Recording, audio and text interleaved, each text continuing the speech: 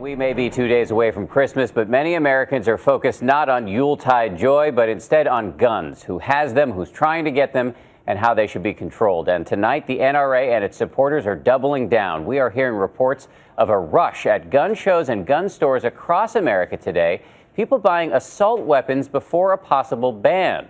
As NRA executives fanned out across the airwaves this morning with a message of defiance. ABC's David Curley is on the story. The NRA today stuck by its guns, that every American school should have an armed guard. If it's crazy to call for putting police and armed security in our school to protect our children, then call me crazy. NRA has blood on its hands. 2 days ago, amid protesters and refusing to take questions, the head of the NRA unveiled this plan, belittled by some. Today, Wayne LaPierre finally defended himself. When that horrible monster tried to shoot his way into Sandy Hook School, that if a good guy with a gun had been there, he might have been able to stop. The murder massacre in Newtown, Connecticut has led even some NRA supporters to call for control of guns and magazine clips. But the NRA and its supporters, who blame the media, the entertainment culture, and a lack of mental health care, are having none of it. But then are you saying that the gun control debate shouldn't be part of this at all?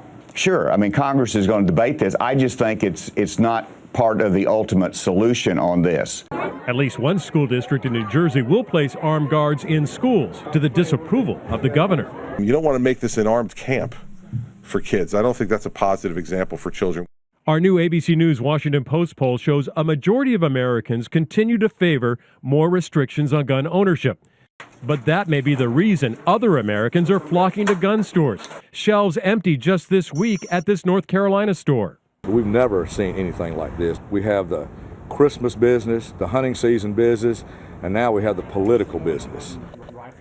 Pierre was pressed time and again on whether he would agree to just one change in gun laws. He either refused to answer or change the subject. He finished by saying the gun is a tool, the problem is the criminal. Dan? David, let me ask you about another Washington story. We're 9 days away now from going over that fiscal cliff. Any progress to speak of today? Yeah, there are a number of members of Congress today asking that the president and the speaker try one more time. But both Republicans and Democrats from the Senate are saying the chances of that big debt reducing deal really are lost. It's now a small deal. They expect it to come out of the Senate probably later this week.